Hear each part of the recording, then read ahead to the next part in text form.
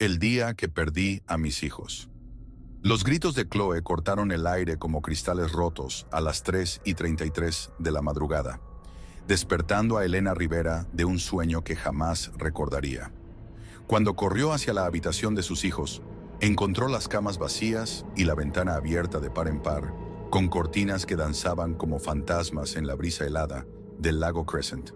Elena Rivera había llegado a la cabaña familiar 3 días antes, buscando un respiro después de meses agotadores como enfermera de urgencias en Spokane.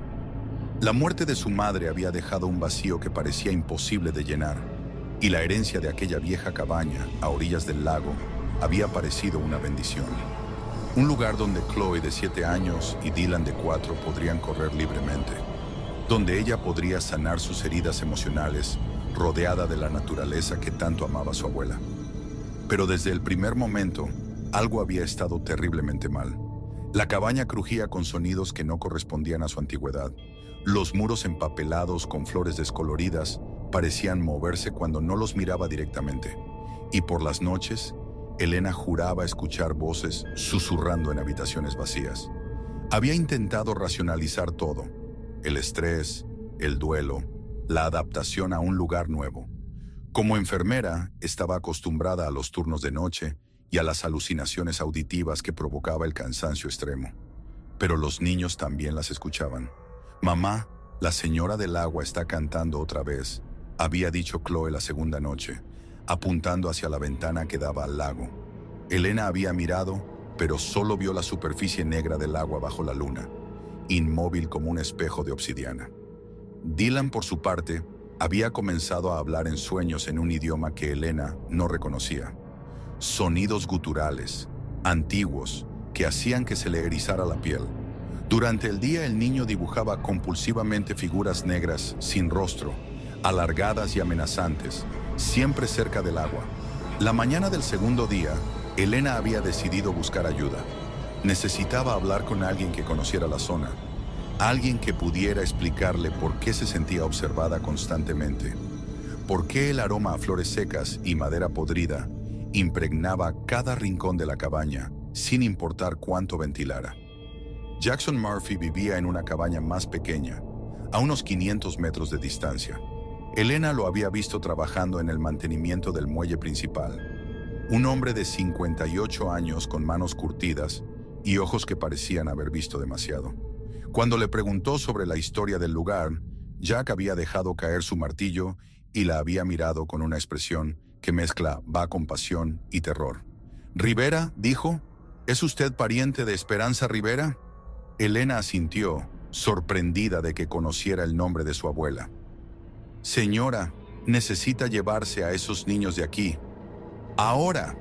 Jack había encendido un cigarrillo con manos temblorosas antes de continuar. Le contó sobre los otros casos.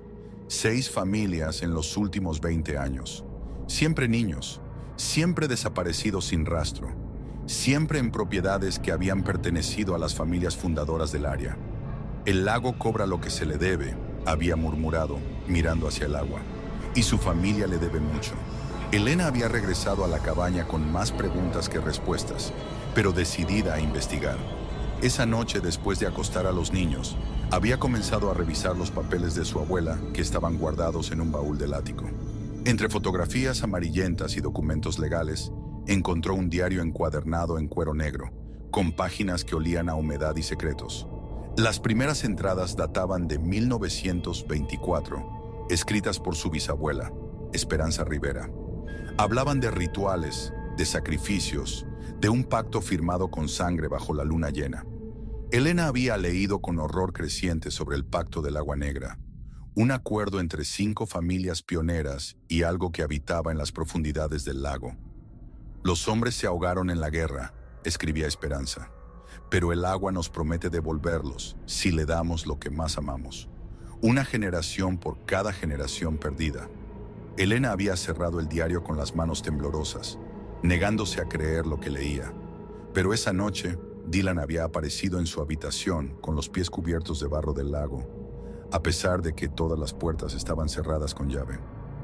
«La señora me enseñó a caminar bajo el agua, mamá», había dicho con su vocecita inocente. Dice que pronto podremos estar todos juntos. La tercera noche, Elena no pudo dormir. Se quedó despierta vigilando a sus hijos, revisando cada cerradura, cada ventana.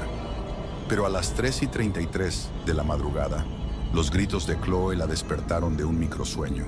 Y cuando llegó a la habitación, ya era demasiado tarde. Las camas estaban vacías, la ventana abierta, y en el alféizar 2 pares de huellas pequeñas marcadas en barro negro. Elena corrió descalza hacia el lago, gritando los nombres de sus hijos hasta que su voz se volvió ronca. La niebla era tan espesa que apenas podía ver sus propias manos, pero siguió las huellas hasta el muelle. Allí, las marcas se detenían abruptamente en el borde del agua. «Chloe, Dylan». Su voz se perdía en la vastedad del lago, pero por un momento creyó escuchar una respuesta. Risas infantiles que venían de abajo, de las profundidades negras. Cuando amaneció, Elena había llamado al sheriff. Mandy Goldstein llegó con un equipo de búsqueda, pero su expresión se volvió sombría cuando Elena mencionó el lago Crescent. «Han pasado 20 años», murmuró el sheriff, más para sí misma que para Elena. «Mi hijo también desapareció aquí. Nunca encontramos el cuerpo». La búsqueda oficial duró 3 días. Buzos profesionales exploraron el lago, equipos de rescate peinaron el bosque, helicópteros sobrevolaron el área. Pero el lago Crescent guardaba sus secretos tan celosamente como siempre. Fue Elliot Brand, el historiador local, quien finalmente le dio a Elena las respuestas que necesitaba. Elliot había estado investigando las desapariciones durante años, obsesionado desde que su propia hermana había desaparecido siendo niña en 1987. «No es casualidad», le explicó mientras revisaban documentos antiguos en el archivo del condado. «Siempre son descendientes de las 5 familias originales: Rivera, Goldstein, Brand, Murphy y Whitman. Nuestros ancestros hicieron un pacto en 1889, después de que la mayoría de los hombres murieron en un accidente minero». Elena leyó los documentos con horror creciente. Los testimonios de los sobrevivientes hablaban de una entidad que habitaba en el lago desde tiempos inmemoriales, algo que se alimentaba de dolor y desesperación. Las mujeres viudas, desesperadas por recuperar a sus esposos, habían ofrecido lo único que tenían de valor: el futuro de sus linajes. «Una generación por generación», leyó Elena en voz alta, «hasta que la deuda esté saldada. Pero hay una forma de romper el ciclo», dijo Elliot, señalando un pasaje escrito en latín. «Requiere un sacrificio voluntario. Alguien debe ofrecerse para tomar el lugar de los niños». Elena no necesitó pensarlo 2 veces. Esa noche regresó al muelle, cargando el diario de su bisabuela y una maleta con fotografías de sus hijos. La niebla se levantaba del agua como dedos fantasmales, y el silencio era tan profundo que podía escuchar su propio corazón latiendo. «Estoy aquí», gritó hacia el lago. «Toma mi vida a cambio de la suya». Por un momento no pasó nada. Luego, el agua comenzó a moverse. Círculos concéntricos se extendían desde el centro del lago, y Elena pudo ver algo ascendiendo desde las profundidades. Una figura femenina, translúcida, con el cabello flotando como algas y los ojos vacíos como pozos. Elena Rivera, la voz resonó directamente en su mente, fría como el agua del lago. «Tu bisabuela me prometió 5 generaciones. Solo he recibido 4. Llévame a mí», suplicó Elena. «Mis hijos son inocentes». La entidad se deslizó sobre la superficie del agua, aproximándose al muelle. Elena pudo ver que llevaba algo en los brazos. 2 figuras pequeñas, inmóviles. «Tus hijos están conmigo ahora», dijo la cosa del lago, «pero el pacto puede modificarse. Tráeme otro niño, uno que no sea de tu sangre, y liberaré a uno de los tuyos». Elena sintió que el mundo se desplomaba a su alrededor. «No, haré eso.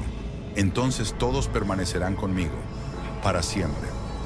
La entidad comenzó a hundirse de nuevo, llevándose las figuras de los niños. Elena se lanzó al agua sin pensarlo, pero el frío la paralizó instantáneamente. El lago era más profundo de lo que parecía, y pronto se encontró luchando por mantenerse a flote. Fue Jack Murphy quien la rescató, después de escuchar sus gritos desde su cabaña. La sacó del agua inconsciente y la llevó al hospital, donde permaneció en coma durante 2 días. Cuando despertó, Elena le contó todo a Jack. Le habló del pacto, de la entidad del lago, de la elección imposible que le habían dado. Jack la escuchó en silencio, asintiendo ocasionalmente. «Hay otra forma», dijo finalmente, «pero es peligrosa». Jack le contó sobre su propia investigación, años de recopilar evidencia sobre las desapariciones. En su cabaña tenía una colección macabra, frascos con mechones de cabello de los niños perdidos, dientes que había encontrado en la orilla, incluso grabaciones de voces que había captado durante las noches de luna llena. «La entidad se alimenta de la conexión», explicó. «Si podemos cortar ese vínculo, debilitarla lo suficiente». Elena no lo dejó terminar. «¿Qué necesitas que haga?» El plan de Jack requería que Elena regresara al lago durante la próxima luna nueva, cuando la entidad estaría más vulnerable. Tendría que sumergirse voluntariamente, llegar hasta el fondo donde estaban guardados los niños y usar un amuleto que Jack había estado preparando durante años. Un fragmento de hierro forjado con la sangre de las 5 familias originales. «Probablemente no sobrevivas», le advirtió Jack, «pero es la única oportunidad que tienen tus hijos». Elena no dudó ni por un segundo. La noche de la luna nueva, Elena se adentró en el lago por última vez. El agua estaba helada, pero siguió adelante, sumergiéndose más y más profundo. La presión en sus pulmones era insoportable, pero podía ver una luz tenue en el fondo y voces que la llamaban. «¡Mamá! ¡Estamos aquí!». Chloe y Dylan estaban en una caverna submarina, junto con otros niños de diferentes épocas. Todos tenían los ojos vidriosos, pero sonreían con una felicidad antinatural. La entidad del lago los había convertido en guardianes de su dominio, eternamente jóvenes, eternamente prisioneros. Elena nadó hacia ellos, el amuleto de hierro ardiendo en su mano, pero cuando tocó a Chloe, la niña se desintegró como humo. Lo mismo pasó con Dylan. Eran solo ilusiones, ecos de lo que habían sido. Demasiado tarde resonó la voz de la entidad en la caverna. «Ya son míos». Siempre lo fueron. Elena sintió que se ahogaba, que sus pulmones se llenaban de agua, pero usó sus últimas fuerzas para clavar el amuleto en el suelo de la caverna. El hierro se hundió en la roca como si fuera mantequilla, y una luz cegadora iluminó las profundidades. Los gritos de la entidad fueron ensordecedores. Elena sintió que era arrastrada hacia arriba por una fuerza invisible, y lo último que vio antes de perder la conciencia fueron las figuras de todos los niños perdidos ascendiendo hacia la superficie, libres por fin. Elena despertó en la orilla del lago, tosiendo agua negra. Jack estaba a su lado, y también el sheriff Goldstein, que tenía lágrimas en los ojos. «Los encontramos», dijo Mandy con voz quebrada. «A todos», flotando en la superficie cuando salió el sol. Elena se incorporó, desesperada. «¿Mis hijos?», Jack negó con la cabeza lentamente. «Lo siento, Elena. Todos estaban...». No necesitó terminar la frase. Elena lo vio en sus ojos. Chloe y Dylan fueron encontrados una semana después, junto con los otros niños desaparecidos a lo largo de los años. Sus cuerpos estaban perfectamente conservados, como si hubieran muerto minutos antes, pero todos tenían los ojos arrancados y una sonrisa cosida con hilo de oro. La autopsia reveló que habían muerto por ahogamiento, pero había agua salada en sus pulmones, no agua dulce del lago, y en sus pequeñas manos encontraron conchas marinas que no existían en la región, como si hubieran estado en un océano diferente, en un lugar que no pertenecía a este mundo. Elena fue internada en un hospital psiquiátrico después de que la encontraran hablando sola en el muelle, conversando con voces que nadie más podía escuchar. Los médicos diagnosticaron un episodio psicótico severo causado por trauma, pero las enfermeras nocturnas susurraban que a veces la escuchaban riéndose en su habitación, como si alguien le estuviera contando chistes. Jack Murphy desapareció 3 días después del funeral. Su cabaña fue encontrada vacía, pero en perfectas condiciones, como si simplemente hubiera salido a dar un paseo. En su mesa de trabajo dejó una nota: «El lago siempre cobra lo que se le debe. Algunos debemos pagar con nuestro silencio». El sheriff Goldstein decidió cerrar el acceso público al lago Crescent, citando condiciones peligrosas del terreno. Pero los lugareños saben la verdad. Durante las noches de luna llena, aún se pueden escuchar risas infantiles flotando sobre el agua y voces que susurran secretos en idiomas que fueron olvidados hace siglos. Elliot Brand continuó su investigación hasta que encontró documentos que revelaban la verdad final. El pacto nunca había sido con 5 familias, había sido con 6. La sexta familia había logrado escapar del acuerdo, cambiando su apellido y mudándose lejos del lago. Pero la deuda seguía pendiente y la entidad del lago había estado esperando pacientemente durante más de un siglo para cobrarla.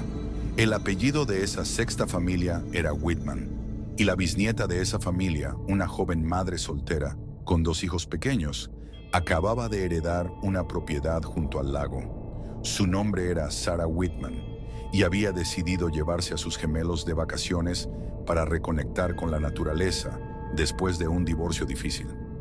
Elena Rivera, desde su habitación en el hospital psiquiátrico, se despertó una noche con una sonrisa en el rostro. Había escuchado una voz familiar susurrando en la oscuridad, la misma voz que la había atormentado durante meses. La próxima eres tú, mamá. Pero esta vez la voz no se dirigía a ella.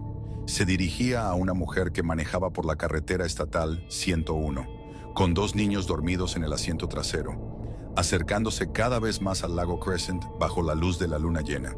El ciclo continuaba, como siempre había sido, como siempre sería.